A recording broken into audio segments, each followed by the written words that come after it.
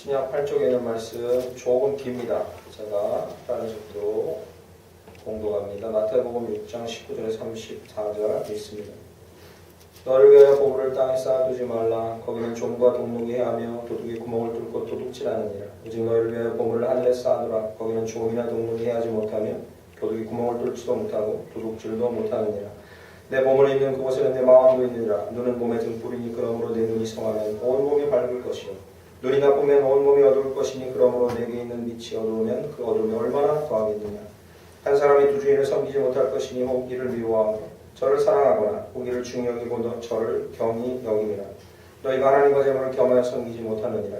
그러므로 내가 너에게 이르노니 목숨을 위하여 무엇을 먹을까 무엇을 마실까 몸을 위하여 무엇을 입을까 염려하지 말라. 목숨이 음식보다 중하지 아니하며 몸이 의복보다 중하지 아니하냐. 공중에 새를 보라. 심지도 않고 거두지도 않고 창고에 모아들이지도 아니하되 너희 하늘 아버지께서 기르시나니 너희는 이것들보다 귀하지 아니하냐. 너희 중에 누가 염려함으로 그 길을 한 자라도 더할 수 있겠느냐. 또 너희가 어찌 의복을 위하여 염려하느냐. 들의 백합화가 어떻게 자라는가 생각하여보라. 수고도 아니하고 길쌈도 아니하느니라. 그러나 내가 너에게 말하노니 솔로몬의 모든 영광으로도 입은 것이 이 꽃 하나만 갖지 못하였느니라. 오늘 있다가 내일 아궁이에 던져지는 들풀도 하나님이 이렇게 입히시거든. 하물며 너희일까 보냐. 믿음이 작은 자들아. 그러므로 염려하여 이르기를 무엇을 먹을까 무엇을 마실까 무엇을 입을까 하지 말라. 이는 다 이방인들이 구하는 것이라. 너희 하늘 아버지께서 이 모든 것이 너희에게 있어야 할 줄 아시느니라. 그런즉 너희는 먼저 그의 나라와 그의 일을 구하라. 그리하면 이 모든 것을 너희에게 더하시리라. 그러므로 내일 일을 위하여 염려하지 말라. 내일이면 내일이 염려할 것이요 한 날의 괴로움은 그 날에 족하니라. 아멘. 저희 앉으시겠습니다. 할렐루야. 아멘. 앞에 옆에 뒤에 분과 인사를 하시면 잘 오셨습니다. 반갑습니다. 네. 날씨가 조금 더 풀리다가 갑자기 또 추워져서 건강 조심하시기 바랍니다. 오늘은 마태복음 6장 19절에서 34절 말씀 본문으로 이것이 천국 시민의 생활 방식이다라는 제목으로 말씀을 나누고자 합니다. 저희가 새해 들어서 3주간 말씀 앞에 서고 한 걸음씩 나가고 그리고 지난 시간 기억나시죠? 시험이 와도 기쁘게 감당할 것에 대해서 저희가 나누었습니다. 근데 오늘은 좀 더 구체적으로 나가서 생활 방식, 즉 그렇게 살아가야 되는 믿음의 사람들의 생활 방식을 조금 더 자세히 살펴보고자 합니다. 뭐 그럴 수밖에 없는 것이요. 본문 순서대로 지금 마태복음 5장부터 8장 사이는 저희가 너무나도 잘 알고 들었던 그 산상봉훈의 말씀입니다. 산 위에서 예수 그리스도께서 제자들에게 믿는 사람들의 행보와 삶에 대해서 자세히 가르쳐 주신 아주 구체적인 것까지 가르쳐 주신 내용입니다. 그래서 오늘 이 말씀을 통해서 저희는 천국 시민의 생활 방식에 대해서 좀 더 구체적으로 접근해 볼까 합니다. 너무 추상적인 것만 얘기하면 은혜 받으세요, 말씀 읽으세요 이렇게만 너무 추상적으로 얘기하면 저희 삶의 실천 부분에서는 할 게 없습니다. 주님께서 자세히 말씀해 주시는 거죠. 먼저는 오늘 본문 말씀에 접근하기 전에 이 산상수훈의 가장 중요한 핵심이 된다는 말씀 중에 하나인 팔복에 대해서 이야기하지 않을 수 없습니다. 많이 들어보셨죠? 팔복. 한 장만 앞으로 넘겨보시면 한 장이 아니네요. 한두 장 넘겨보시면 5장 1절부터 11절 사이에 팔복, 그 유명한 팔복이라는 것이 나옵니다. 3절부터 10절 사이에 8개의 복이 쭉 써 있습니다. 심령에 가난한 자, 애통하는 자, 온유한 자, 의에 주리고 목마른 자, 긍휼히 여기는 자, 마음이 청결한 자, 화평하게 하는 자, 의를 위하여 박해하는 자 써 있죠? 이게 8개의 이 어떻게 하는 자는 어떤 복이 있을 것이다 할 때 8개의 이 부분이요 다른 사람을 일컫는 게 아닙니다. 각각 다른 종류의 사람들을 일컫는 게 아니라 이 8개의 종류의 사람들은요 같은 한 사람을 일컫습니다. 누굴요? 오늘 제목처럼요 구원받은 사람, 천국 백성을 일컫는 거예요. 보세요. 심령이 가난한 자 누굴 일컫냐면 유독 마음이 여린 자, 뭐 이런 걸 얘기하는 게 아닙니다. 유독 마음이 여려요. 빡! 하면 바로 우는 이런 사람 얘기하는 게 아니라 심령이 가난한 자, 주 안에서 은혜를 누리고 그래서 가난한 심령을 가진 자, 교만하지 않고 가난한 심령, 구원 얻을 자 얘기합니다. 4절 말씀에 애통하는 자, 구원 얻은 자 얘기합니다. 자기의 죄를 통해 애통하고 이 땅에 있는 죽음과 슬픔에 대해서 애통하는 겁니다. 이게 한 사람을 구원 얻은 자를 이 8개의 각도에서 바라봅니다. 그래서 오늘 본문 말씀이 이 마태복음 5장부터 시작한 이 말씀에서 도대체 나는 이 8개 복 중에 어떤 복을 받지? 이게 아닙니다. 주님은요, 이 8개 다 받으라고 하는 거고, 그 한 사람을 지칭하는 겁니다. 누구요? 우리처럼 구원 얻은 사람. 구원 얻은 사람의 삶의 길에 대해서 가르쳐 주시는 겁니다. 오늘 본문 말씀도요, 구원 얻었으나 아직 천국에는 가지 않고 천국 시민으로 이 땅에서 살고 있는 사람들에 대한 이야기입니다.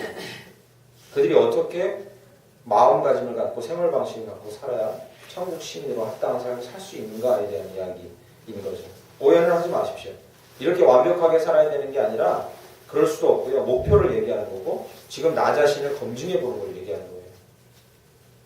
이렇게 안 살면 큰일이네 이렇게 연연하지 마시고 목표점을 얘기하는 거고 그리고 검증해 보는 것을 얘기하는 거예요. 세 가지를 살펴보도록 하겠습니다. 오늘 본문은 되게 긴데 세 단락으로 끊어집니다. 19절에서 21절이 하나입니다. 19절에서 21절이 하나입니다. 거기에 첫 번째 천국 시민의 생활 방식에 대해서 나옵니다. 목사님 뭐 나중에 천국 가서 거기서 천국 시민으로 살면 되죠. 여기서 뭐 연습할 게 있어요? 그렇다면 이 땅에 우리를 살려두신 이유가 없습니다.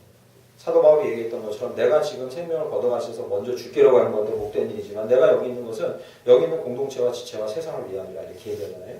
우리가 천국 시민답게 살 때 하나님 그것을 원하시는 거예요. 이 땅에서. 여기서는 좀 참고 살다가 천국 가서 살아라. 그게 중요한 게 아닙니다. 여기서도 천국을 누릴 수 있어야 하는 거죠. 19절에서 21절은요. 첫 번째 천국 시민의 생활 방식을 알려줍니다. 잘 기억하세요. 보물을 하늘에 쌓는 것입니다. 기억하시기 바랍니다. 19절에 이렇게 얘기합니다. 너희를 위하여 보물을 땅에 쌓아두지 말라. 20절 초반부에 오직 너희를 위하여 보물을 하늘에 쌓아두라. 이렇게 얘기합니다.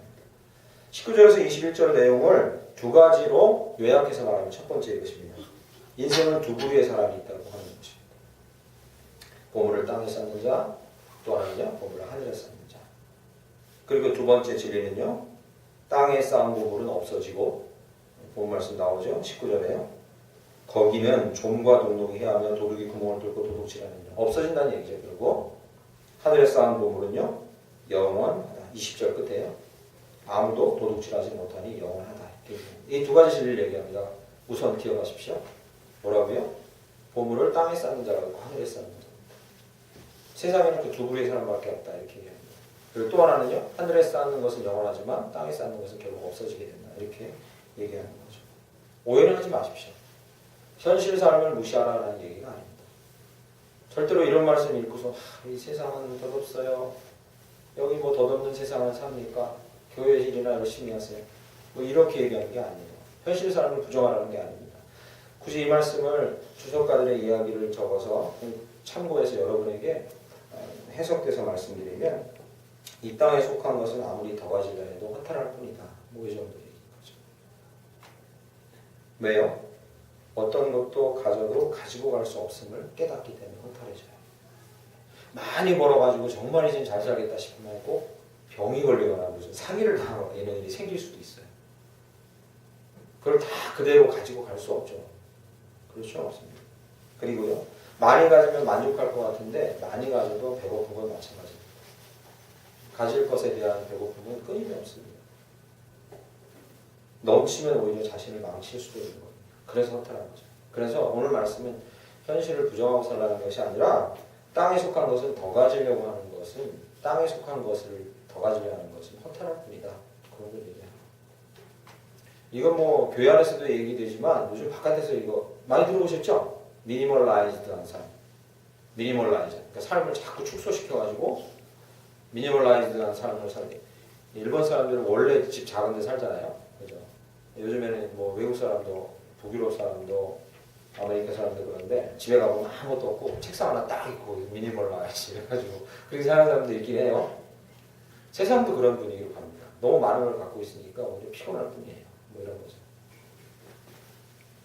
그러나 우선 기억하십시오. 19절에서 21절에서 이렇게 뽑아내면 안 돼요. 천국사 시민의 생활 방식은 내 삶에서 돈 벌고 일하는 건 별 중요한 게 아니다. 이렇게 이 진리를 뽑아내면 안 됩니다.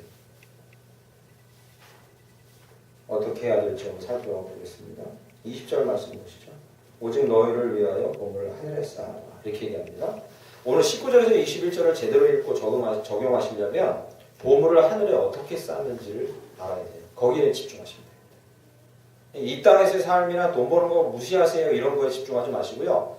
정작 핵심은 20절이에요. 하늘에다가 보물을 도대체 어떻게 쌓지? 여기에다가 질문을 하시면서 접근하셔야 돼요. 여러분, 여기서 하늘에다가 어떻게 보물을 쌓겠습니까? 주님, 이 하늘 계좌에다가 오늘 제가 100만 원 넣을게요. 뭐 이렇게 쌓습니까? 그럴 수가 없어요. 하늘에다가 보물을 어떻게 쌓습니까? 이게 생각해 보셨습니까? 그리고 또 하나, 하늘에다 보물을 쌓는데 그게 무슨 의미가 있겠어요? 가서 주님 계시면 되는데 거기 보물이 더 있든 덜 있든 그게 무슨 상관이에요? 왜 이런 표현을 썼겠냐는 거죠. 이건요, 하늘에 내가 여기서 교회에다 헌금 열심히 하고 교회 봉사 열심히 하면 하늘에 뭐 카운터가 막 쌓이나 보다. 그럼 그게 어떤 모양새지? 이런 상상 깊이 하지 마세요. 오늘 본문은 그걸 강조하려는 게 아니에요. 그러면요, 두 가지 강조합니다. 기억하세요. 첫 번째, 하늘에다가 보물을 쌓는 이 땅에서의 행위가 뭘까 하는 거죠. 실천이 뭘까 하는 거나, 또 하나는요, 그 땅에서 쌓은 보물들을 강조하는 이유가 뭘까. 이 두 가지에만 집중하시면 돼요. 그러니까 본문을 보는 각도를 좀 더 성령이 일깨우심에 따라서 각도를 조금 달리 해야 돼요. 아시겠죠? 그래야 깊이 볼 수 있습니다. 보시겠습니다. 어떻게 천국에다가 우리의 보물을 쌓습니까? 하늘에다가요? 혹시 이게 맞습니다. 묵상하시면서 떠오르신 거 있습니까? 예수님께서 뭐라 하시느냐면요, 나중에 주님 만날 때 소자에게 물 한 컵 준 게 누구에게? 나에게 한 것이다. 그죠? 그런 본문들을 추정해서 보건대, 성경에 나온 그런 본문들을 추정해서 보건대, 하늘에다 보물을 쌓는 행위, 이 땅에서 행위는 교회에다가 많은 헌금을 드리는, 물론 좋아요. 저는 좋습니다. 솔직히 말씀드리면 저는 좋습니다. 싫다 하면 거짓말이죠. 목사로서. 좋아요. 교회 와서 막 밤낮 없이 일하시는 거 좋아요. 저는 좋습니다. 그러니까 그것만을 얘기하는 게 아니에요. 그거보다는 예수님께서 더 중요시하시고 성경 전체에 나오는 게 뭡니까? 주님의 이름으로 작은 선이랍니다. 주님의 이름으로 작은 선이라도 하는 행하는 게 하늘의 보물을 쌓는 행위입니다. 기억하십시오. 선이라는 개념이 교회 안에 머물러 있으면 안 됩니다. 선이라는 개념이 교회 안에 갇혀 있으면 안 됩니다. 이게 참 비극적이에요. 제가 지금 작년 말부터 유진 피터슨이라는 영성가가 있어요. 이제 많이 들어보셔서 이제 귀에 앉으시겠죠? 딱처럼. 그 사람의 이제 영성 책 마지막 시리즈 5권째, 첫 번째이긴 하지만 저 5번째로 보고 있는데, 첫 권이 현실 하나님의 세계라는 책입니다. 그런데 그 책을 집어들고 이 목차를 보면서 제가 참 놀랍다, 신선하다 이런 느낌을 가진 게, 그 책을 3챕터로 나눠서 이렇게 진행하는데 챕터의 제목이 이거예요. 창조 안에서 놀이하시는 예수님, 역사 안에서 노시는 예수님, 공동체 안에서 노시는 예수님. 일부러 그런 표현을 쓴 거죠. 교회 안에서 거룩한 모양새로 거룩하게 앉아서 신학적인 연구만을 하고 있고 헌금을 많이 드려야 우리의 보물이 하늘에 쌓이는 게 아닙니다. 우리 삶의 모든 구석에서 그 자리에서 뛰놀고 계시고 일하고 계신 예수님과 우리가 동참할 때, 그때 비로소 우리에게 하늘의 보물이 쌓인다, 이렇게 말씀하십니다. 할렐루야. 물론 중요합니다. 교회를 세워가는 게 너무 중요해요. 너무 중요해요. 이걸 무시하는 건 아닙니다. 그러나 여기는 성도님들이 대부분 앉아 계시잖아요. 우리에게 이러한 실천 방향이 무엇입니까? 천국 시민으로서의 생활 방식이 무엇입니까? 라고 물어볼 때는 우리는 두 말 안고 이렇게 말할 수 있어야 돼요. 첫 번째는 하늘의 보물을 쌓는 것입니다.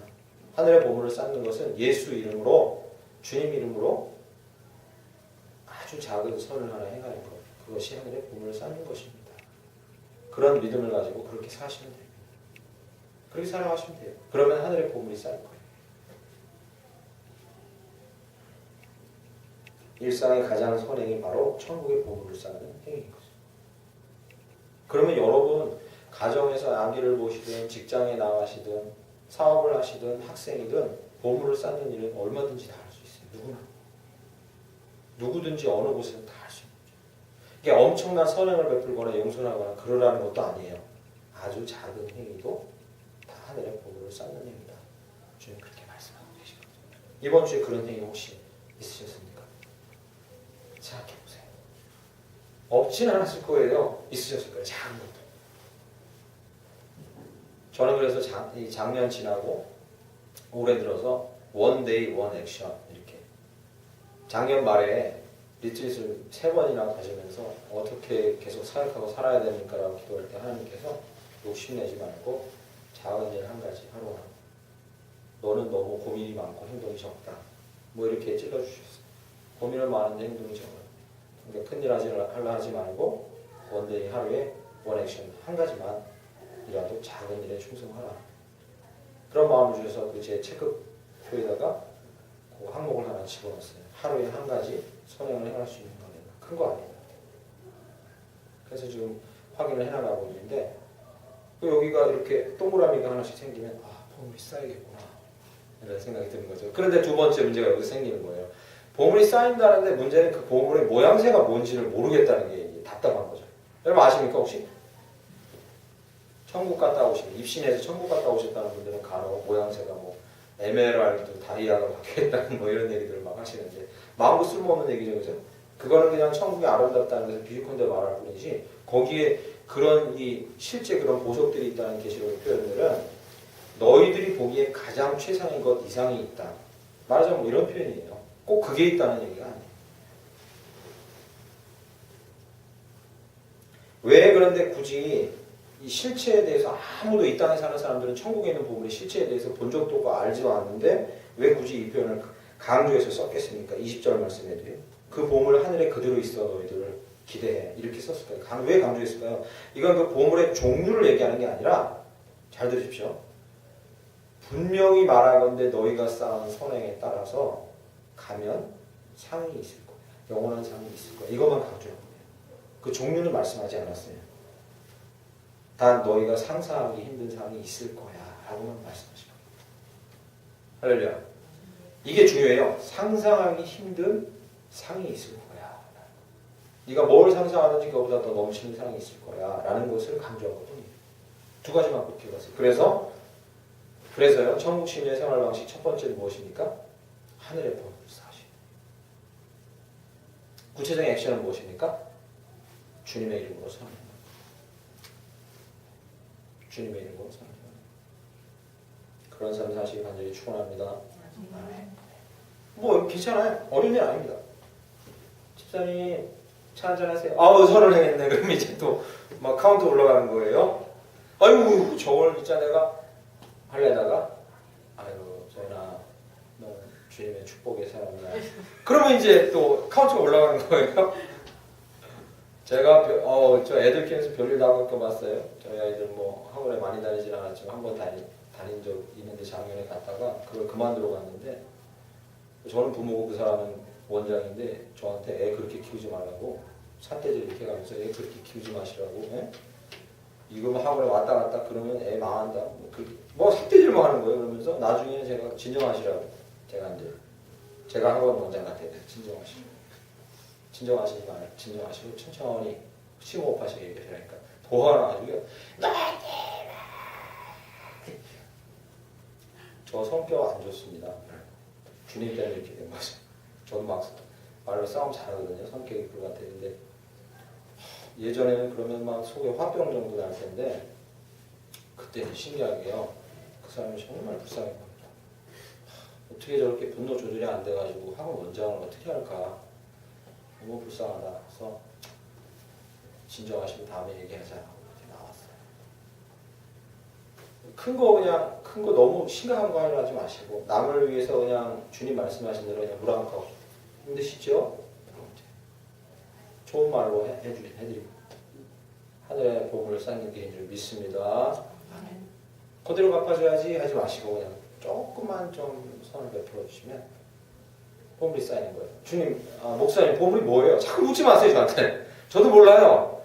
묻지 마세요. 그러나 분명한 게 있다 했죠. 뭐요? 저와 여러분이 상상할 수 없는 것. 그것보다 넘치는 영원한 것이 있다는 게 분명한 거예요. 사실 여기가 답은 있어요. 정답은 있는데 이 정답을 얘기하면 너무 싱겁습니다. 여러분 사시는 동안에 한번 상상해 보세요. 그 모든 것들보다 더 월등한 선물이 뭘까 상상해 보세요. 두 번째 22절부터 24절이 두 번째 단락입니다. 이건 해석하기가 쉽지 않은 단락입니다. 보시죠. 눈은 몸에 둘 뿌리니 그러므로 내 눈이 성하면 온몸이 밝을 것이요 눈이 나쁘면 온몸이 어두울 것이니 그러므로 내게 있는 빛이 어두우면 그 어둠이 얼마나 더하겠느냐. 한 사람이 두 주인을 섬기지 못할 것이니 혹 이를 미워하고 저를 사랑하거나 혹 이를 중히 여기고 저를 경히 여김이라. 너희가 하나님과 재물을 겸하여 섬기지 못하냐. 또 재물 얘기 나왔네. 내가 그러면 돈 버느라고 일하면 주님을 섬기지 않는 거니까 두 주인 섬기는 거네. 이것도 이렇게 해석하셔갖고 들어가면 이게 뭐 답이 없습니다. 항상 죄책감 가운데 사는 거죠. 24절을 설명하려고 22, 23절을 갖다 놓은 겁니다. 24절을 제대로 해석하기 위해서 22, 23절을 제대로 해석하셔야 돼요. 여기요, 22절 보시면 눈이 성하면 보셨죠? 23절에는 눈이 나쁘면 있어요. 그죠? 성한 눈은 뭐고 나쁜 눈은 뭔지 생각해 보셨습니까? 여기 성한 눈 나오고 나쁜 눈이 나와요. 그것에 대한 해석이 먼저 돼야 합니다. 나쁜 눈은 여기서 뭘 얘기하냐면요. 제 얘기가 아니라 주석가들 얘기입니다. 나쁜 눈은 인색함과 질투로 가려진 눈, 그걸 얘기해요. 인색함과 질투 같은 걸로 탐욕으로 가려진 눈을 얘기해요. 그러니까 여기 보면요. 눈이 나쁘면 23절에 인색함이나 질투나 탐욕으로 눈이 가리워지면 그는 삶 자체가 어두워질 거예요. 그러면 당연히 24절 같이 되는 거죠. 뭐요? 주님은 안중에도 없게 된다는 거예요. 이게 자연스러운 거죠. 이게 자연스럽게 그렇게 될 수밖에 없는 거예요. 그것들로 눈이 가리워진 눈을 얘기하는 거예요. 나쁜 눈이. 아시겠죠? 23절, 22절에요. 눈이 성하면, 성한 눈은 뭘 얘기합니까? 성하다는 말의 원어 해석을 보면 후한, 성한, 한 가지 목적에 집중하고 있는 뭐 이런 뜻입니다. 즉 옆을 보지 않고 한 가지에 집중하는 뭐 이런 얘기예요. 당연히 어디에 집중한다는 얘기니까 주님에게 집중하고 있다는 거죠. 그러니까 밝은 눈, 성한 눈 이건 뭘 얘기하냐면 이 한 가지에 집중하면서 쫓아가는 그런 의미예요. 그 해석을 하고 나면 24절이 자연스러운 거예요. 성한 눈을 갖고 밝은 눈을 갖고 있는 자들은 당연히 한 방향으로 계속해서 한쪽으로 보고 그러나 우리는 계속 눈이 가려질 가능성이 크다는 겁니다. 그 얘기를 하고 있는 겁니다. 오늘 본문 말씀을 해석하는 이 중요한 말씀 중에 하나가 요한복음 9장이에요. 예수님께서 눈먼 사람을 고쳐주세요. 그리고 나서 이렇게 얘기합니다. 내가 심판하러 이 세상에 왔노니 보지 못하는 자들은 보게 하고 보는 자들은 맹인이 되게 하러 왔다. 이렇게 얘기해요. 그러니까 그걸 듣고 있던 바리새인들이 이렇게 얘기해요. 나 눈 뜨고 있는데 나한테 맹인이라고 얘기하네? 이렇게 속닥거려요. 자꾸 이렇게 쑥닥거려요. 맹인이 도대체 누구 얘기하는 거야? 우리 얘기하는 것 같은데 눈치를 보니까 나 지금 눈 떠서 보고 있는데 이렇게 쑥닥거려요. 예수님이 이렇게 대답합니다. 너희가 맹인이라고 솔직하게 고백하고 인식하고 있다면 죄가 없겠는데 원문은 그렇게 안 써 있어요. 너희가 맹인이 되었더라면 죄가 없으려니와 이렇게 써 있어요. 제가 그걸 풀어서 얘기한 거거든요. 너희가 스스로 맹인이라는 걸, 즉 복음을 모르고 예수를 모른다는 걸 인정하고 있으면 차라리 나을 텐데 본다고 하니 너희 죄가 그대로 있느냐. 우리 맹인 아니에요. 우리 제대로 된 걸 보고 있어요. 눈이 뜨여 있어요. 이렇게 자꾸 고집하니까 나를 보지 못한다. 예수를 바라보고 그를 믿지 못한다. 인색함, 탐욕으로 보아야 할 것을 제대로 보지 못하면서 가리워진 눈을 갖고 있는 자들을 22절에서 24절에 강조하고 있는 거예요. 그래서 22절에 24절에서 천국 시민의 생활 방식 두 번째를 뽑아내면 이겁니다. 이제 기억하세요. 기억하십시오. 천국 시민으로 사는 두 번째 생활 방식은 눈을 밝게 만드는 것. 기억하시기 바랍니다. 눈을 밝게 만드는 것. 네, 교회 개척하고 수년, 4년 내내 이 얘기 들어오신 분도 여기 우리 심집사님 한 3, 4년 들으셨겠네요. 설교하다가 제가 자주 말씀드리는데 20세기, 21세기에 들어와서 지금까지 가장 중요한 핵심 그 이슈는 분별입니다. 그리고 앞으로도 계속 그렇게 될 겁니다. 눈을 밝게 하는 게 천국 시민의 생활 방식입니다. 이 땅에 사는 동안에. 그럼 어떻게 밝게 하느냐? 안타깝지만 첫 번째요. 하늘에다가 보물을 쌓는 생활 방식은 지금 여기서 얼마든지 저희 자력으로는 어느 정도 많이 할 수 있어요. 그렇지 않습니까? 안타깝게도 근데 눈을 밝게 하는 건 자력만으로는 좀 힘들어요. 이거 저기 많이 이렇게 이게 아니잖아요. 그죠? 이 차원이 아니에요. 액을 넣어서 이런 차원이 아니잖아요. 내 마음이 주님께 집중하는 걸 방해하는 걸 치우고 눈을 밝게 하는 게 사실 자력으로 쉽지 않은데 자력으로 잘 안 됩니다. 그래서 여기에는 분명히 주님의 은혜가 필요합니다. 왜냐하면 주님이 일부러 눈을 어둡게 하신 사람도 있거든요. 성경에는요, 발람도 그렇고 바울도 그렇습니다. 발람 같은 경우에 가지 말라고 하는데 이스라엘에 대한 부정적인 이해를 하는 자리에 가지 말라고 하는데 발람이 간다고 자꾸 얘기하니까 가려고 하니까 그 눈을 그냥 가리고 싶고 귀를 막아버리시죠. 그래야 짐승의 소리 못 듣게 하시고 앞에 사자를 못 보게 하잖아요. 그렇죠? 주님의 사자를 눈을 가리고 일부러도 가리는 경우가 있어요. 바울 같은 경우요, 네가 왜 나를 그렇게 핍박하느냐 하면서 나타나셨을 때 바로 눈을 가리우시죠. 보지 못하게 해요. 그건 상징적인 의미죠, 그죠? 물론 육신의 눈이 보지 못했지만 네가 얼마나 어둠 가운데 살아왔는가를 보여주는 거예요. 누구로 인해 눈이 뜹니까? 아나니아가 와서 안수하니까 눈이 떠지죠. 발람이나 바울, 또 성경에 나와 있는 눈을 일부러 가리셨던 사람의 가린 이유는 분명합니다. 그들의 교만을 꺾으시고 주님을 의지하게 하는 거죠. 즉 자력으로는 눈이 떠지는 게 힘들어요. 자기가 교만하다는 걸 깨닫고 겸손한 자리에 나아가야 눈이 떠지는 거예요. 자력으로는 사실 힘들어요.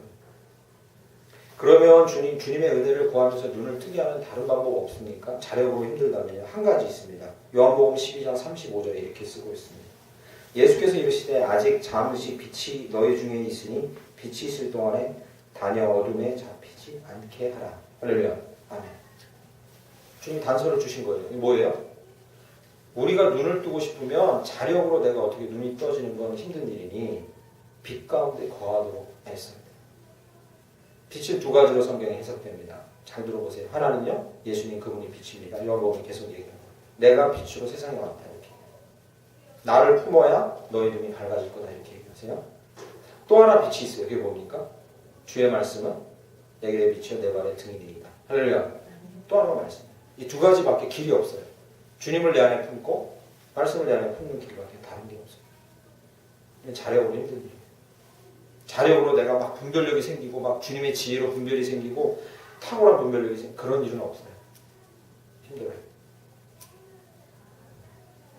빛 가운데 말씀 가운데 거기를 소망할 때 우리의 눈이 연약함, 탐욕 이런 것들로부터 벗어나서 진심으로 밝은 눈을 갖게 될 줄 믿습니다. 그래서 실천사항 구체적으로 한 가지 말씀드리면 이렇습니다. 잘 기억하세요. 저도 50년, 죄송합니다. 나이를 얘기해서 50년 신앙생활하면서 사도 바울 같은 고민이 제 가장 큰 고민이 하나였어요. 왜 나는 넘어질까? 그리고 그 넘어짐이 왜 똑같을까 항상? 그리고 그것은 고쳐지지 않을까? 그게 참 큰 고민이고 지금도 고민입니다. 그런데 작년에 3번의 리트릿을 가지면서 하나님께서 제 마음 가운데 예전에 한번 깨닫게 해주셨던 걸 또 깨닫게 해주시는데 이런 말씀입니다. 그래서 제 다이어리를 여기 안 가지고 올라왔는데 거기다가 써서 이렇게 붙여놓고 늘 보고 있는 비움보다 더 중요한 건 체험입니다. 이렇게 하십니다. 우리 안에서 죄를 비우려고 하는 노력은 해도 끝이 없습니다. 그런데 죄를 비우기 위해서는 더 효율적인 방법이 있는데 채우는 겁니다.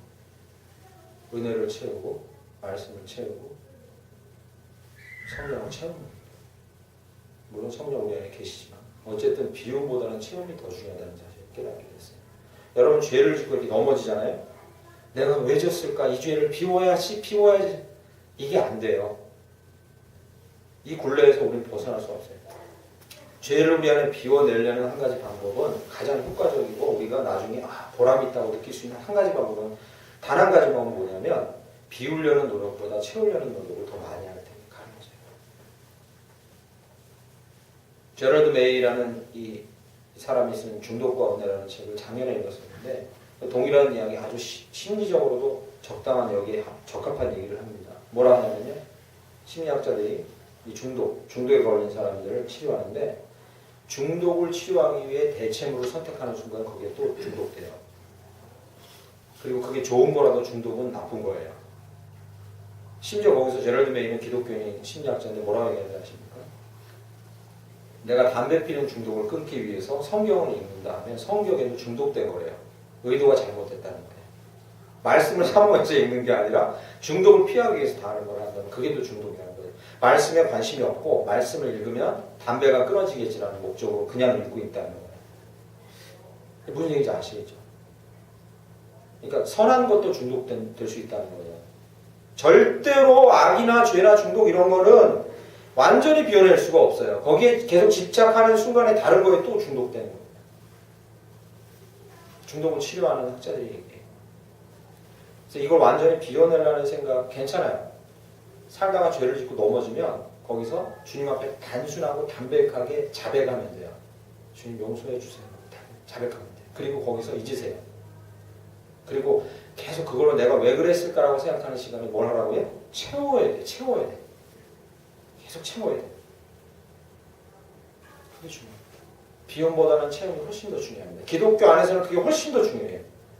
빛이 들어와야 어둠이 물러가는데 빛에 대해서 묵상하고 있으면 이걸 어떻게 치울까라고 우리가 고민하면 길은 없는 거예요. 그래서 길은 없어요.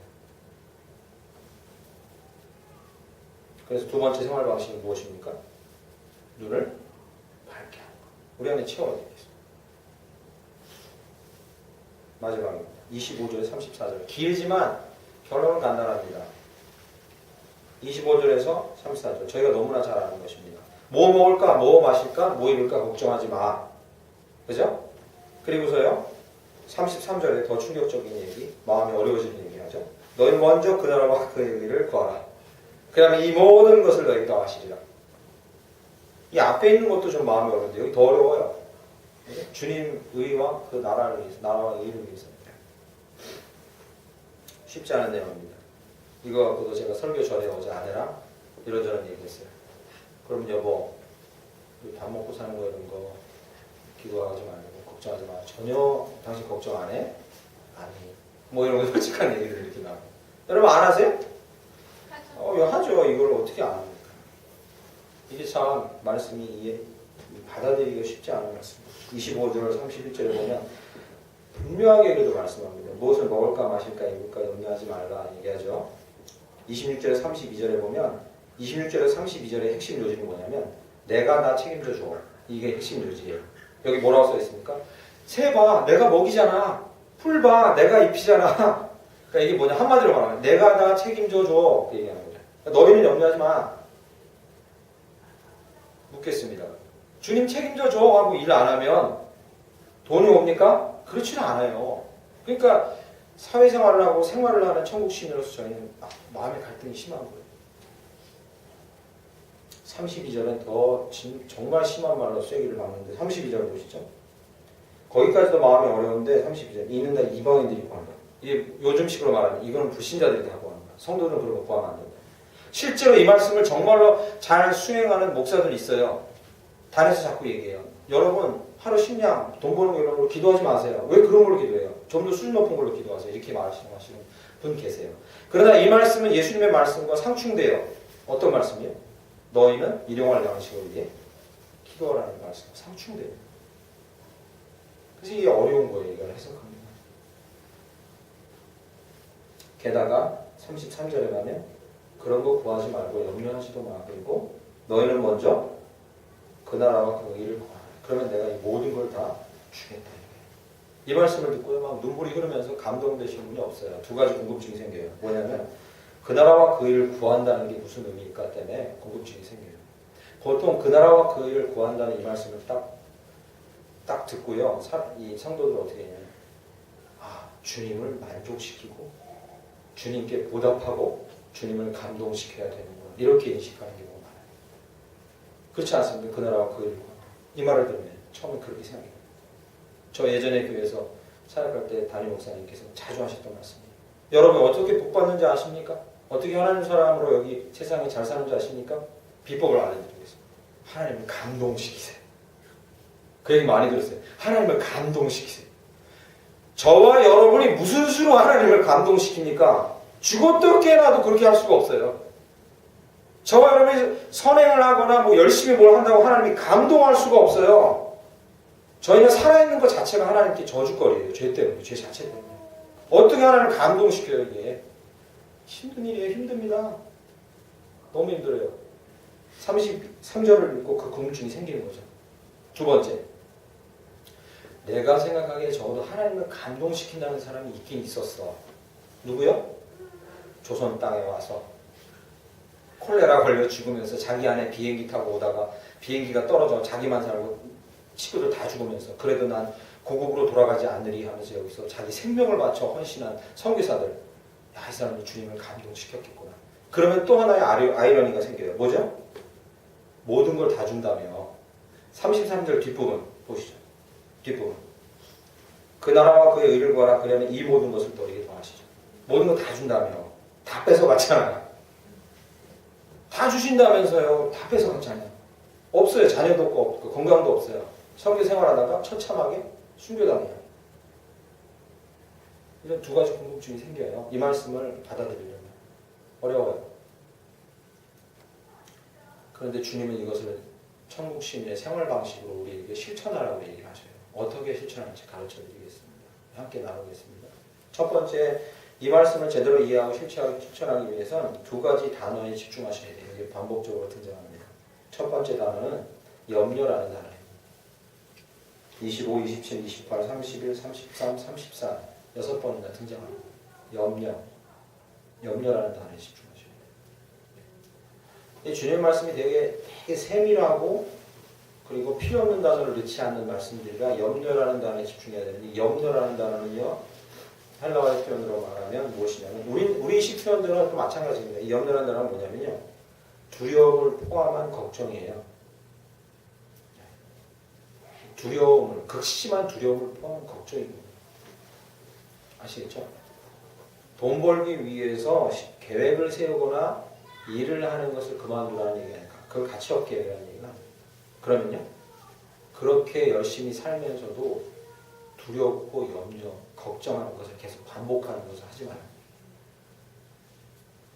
아시겠죠? 그래서 34절이 나온 거예요. 보세요. 34절 없었으면 33절하고 맞췄으면 정말 이 말씀 해석하기 힘듭니다. 근데 34절에 뭐라고 얘기하냐 보시죠. 그러므로 내일을 위를 위하여 염려하지 마라. 내일 일은 내일이 염려할 것이요 한날의 괴로움은 그날에 족하니라. 할렐루야. 이 34절 말씀에 어떤 뉘앙스가 있냐면 이거예요. 너희가 하루하루 사는 것 자체 잘하고 있다. 삶이 하루가 괴로운데 너희 잘했어. 거기까지만 해. 이거예요. 거기까지만으로 충분해. 내일에 대해서 두려움 가지고 어떻게 될지, 너 열심히 오늘 살았으면 내일 어떻게 될지 두려워하지 마. 그래서 34절을 여기다 박아놓으시면 딱 기억해야 합니다. 의식주의 계획을 세우고 도전하고 준비하는 거 얼마든지 하세요. 열심히 하세요. 저도 개척 당시 알바 있을 때 알바도 했어요. 번역 일도 하고 이런저런 일 했어요. 교재 만드는 거, 교단에서 교재 만드는 거 하고 했어요. 하세요. 문제는 그게 아니라 그렇게 하루를 열심히 살아놓고도 두려움을 갖고 내가 내일 어떻게 될까 하는 두려움 속에 있는 거예요. 그것만은 하지 마요. 그것만 하지. 그러면 주님, 이 고민과 두려움을 없애려면 어떡합니까? 이거 안 하려는데 두려움이 들어오는데 어떡합니까? 목사님 이런 거 아셔요? 저 알아요. 저도. 이 두려움이 들어오는데 이걸 어떡합니까? 이걸 해결할 수 있는 두 번째 키가 오늘 본문 말씀에 두 번 등장해요. 두 번 딱 등장하지만 정말로 파워풀한 키입니다. 그 다음에 26절, 32절 등장. 보시죠. 26절 보시죠. 공중의 새를 보라. 심지도 않고 거두지도 않고 창고에 모아두지도 않는데 너희 중요하다. 하늘 아버지께서 얘기합니다. 또 한 번 등장합니다. 32절 보시죠. 이는 다 이방인들이 구하는 것이라. 32절. 너희 하늘 아버지께서. 그럼 이 하늘 아버지라는 단어 꼭 기억하셔야 돼요. 하나님이라는 단어가 이 본문 안에도 들어가 있어요. 다른데. 하나님이라고 그냥 표현하면 되는데 왜 하늘 아버지라고 이렇게 표현했을까라는 거예요. 여러분 저와 함께 주목하셔야 돼요. 뭡니까? 너희가 염려와 두려움 가운데 쌓이지 않으려면 너희를 지금 뒤에서 든든히 밀고 계시고 너희가 의지할 자가 누군지를 알아야 되는데, 그는, 잘 들으세요? 너 오늘 왜 그렇게 살았어? 내일 마이너스 1점이니까 고난 하나 갈 거야. 너 왜 이렇게 살았어? 내년에 심각한 고난이 갈 거야. 고통 갈 거야. 너 왜 이렇게 살았어? 이렇게 자로 재듯이 우리를 재판관처럼 재는 분이 아니라 우리를 뒤에서 염려하지 말라고 그 말씀하시고 우리 뒤에 계신 그분이 누구라고요? 하늘 아버지라고요. 하늘 아버지라고요. 아버지는 그렇게 하지 않아요. 여러분 그렇죠? 물론 이렇게 얘기합니다. 우리 아버지는 그렇게 했는데요.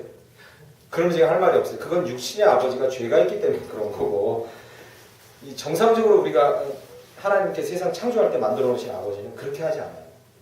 보통 아버지상 뭐예요? 나라 마음껏 해봐. 실수했어. 그거잖아요. 그죠? 아들아, 지금 아니라도 좀 기다려. 내가 준비하는 게 있어. 안심시키는 거죠.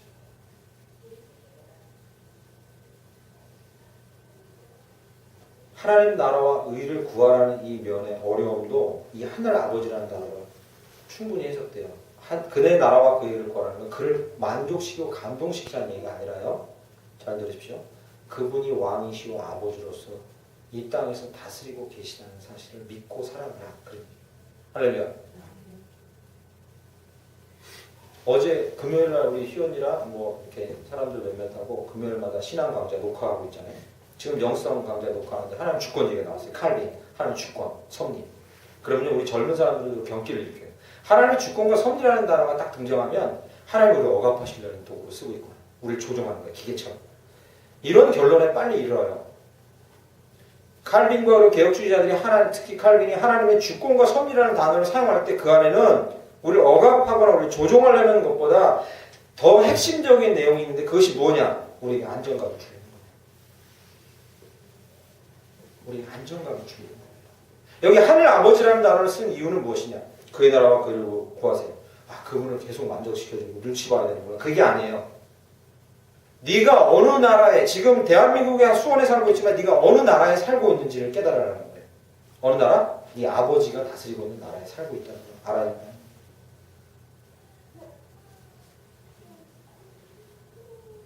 네 아버지가 지금 일하시고 있는 그 일에 네가 동참하고 있다는 걸 깨달아야 돼요.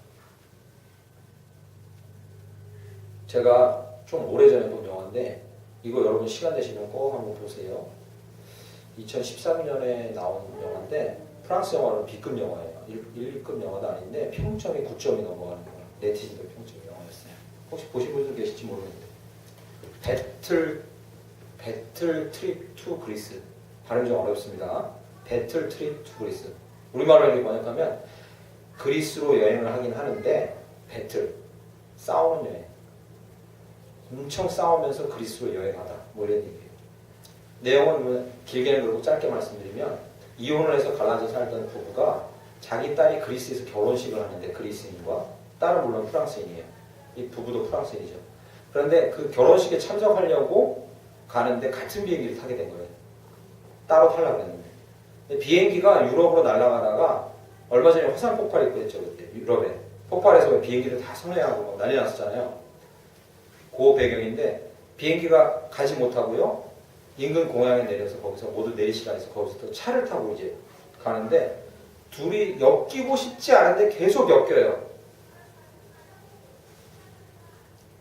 그리스까지 이 차로 달구지로 고속버스로 여행하면서 둘이 붙어서 여행을 하는데 여행하는 도중에 영화가요. 보통 인내심 가지지 않으신 분은 볼 수가 없어요. 얼마나 치졸하게 싸우는지 정말 막 그래서 B급 영화예요. 그리고 말도 안 되는 얘기가 나와요. 비행기도 훔치고 비행기도 훔치고 그다음에 둘이서 칼로 싸우다가 여기 칼도 꽂히고 남자가 여기 칼도 꽂혀요. 여자분이 대단한 분이에요. 싸우다가 막 여기 칼이 꽂히고 막 이래요. 5일 동안 그게 다 일어나요. 보다 보면 막 입에서 욕 나올 뻔해요. 그 제가 이 말씀 왜 드리냐면 저는 계속 영화를 보면서 이런 생각이 있어요. 저 부모는 결혼식 안 가는 게 좋겠다. 계속 이 생각이 드는 거예요. 저 부모들은 결혼식 가봐도 딸이 절대 좋아하지 않겠구나 이런 생각. 그냥 우리 눈에 보기에 저게 무슨 부모냐 저게.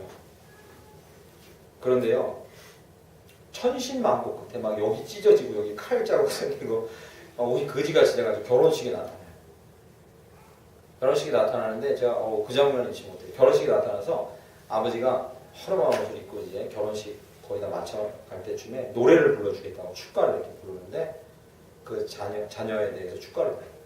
그때 이제 축가를 부르면서 그 싸우면서 정들었던 그 부부가 같이 합창을 하면서 이렇게 영화가 끝나면서 그 둘이 부부가 가서 그 딸한테 얘기해요.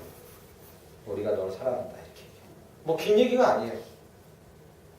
저 같은 일반적인 사람 같으면 되게 부끄러울 거예요, 그죠? 거짓골이 돼가지고 결혼식에 와서 그러고 있어요. 근데 딸이 내가 비로소 이제 결혼식에 이 먼데 와서 그리스인 남자와 결혼하지만 내가 이제 비로소 결혼식을 제대로 치르고 결혼생활 제대로 할 수 있는 자신감이 생긴다.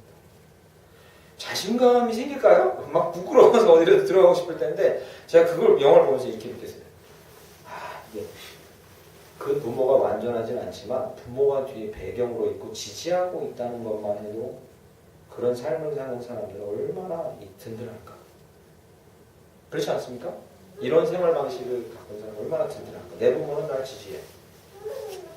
그 부모가 완전해서가 아니에요. 부모가 나를 그냥 지지한다는 거죠.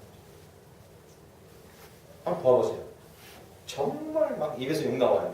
영화 보면서 욕 나오지만 나중에 가면 막 영화 묘하게 빠져드는 맛이 있는 영화예요. 고인은 이 땅에 살지만 하늘 아버지로서 우리를 바라보고 그리고 우리의 배경이 되시고 우리의 반석이 되시는 그분이 우리 아버지 되신다는 사실을 우리가 인식하고 기억한다는 게 세 번째 생활 방식이에요. 아시겠죠? 네. 여러분 기도에도 당장 안 이루어지는 일이 많아요. 그러나 거기 너무 연연하지 마시고 이거 하나만 생각하세요. 그분이 하늘의 주인이신데 여기도 주인이고 그분이 내 아버지고 그분이 나의 배경이다. 이렇게까지만 생각하셔요. 매일 그렇게까지만 생각하셔도 우리의 삶 자체가 달라져요. 말씀 맺겠습니다. 경국 시민의 생활 방식은 어렵지 않아요. 전혀 어렵지 않아요. 첫 번째, 보물을 하늘에 쌓는 거예요. 이건 비교적 자력으로 많이 할 수 있어요. 뭐요? 작은 선행이라도 행하는 거죠. 두 번째 말씀은요. 두 번째는요. 눈을 밝게 하는 거예요. 이건 자력으로 힘들어요. 여러분의 눈을 띄워주실 그 은혜를 사모 안에서 빛을 받아들여야 돼요. 체험에 애쓰셔야 돼요. 어떻게든 채우셔야 돼요. 어떻게든. 비우려고 자꾸 애쓰지 마세요. 나 이러면 안 되는데 라고 자꾸 하지 마시고 나를 뭘로 채울 거예요. 세 번째 마지막입니다. 그분이 우리 하늘 아버지라는 걸 기억하고 그 나라에 살고 있다는 것. 이 땅에 발 딛고 살지만 그 아버지의 나라에 살고 있다는 걸 우리가 기억하셔야 돼요. 찬양하고 기도하면 우리 마지막에 드렸던 찬양 힘들고 지치고 낭망하고 넘어지는 찬양드리고 우리 고백을 주님 앞에 올려드리며 나아갑니다. 주님께서 하늘 아버지께서 우리 안에 은혜 주실 줄 믿습니다.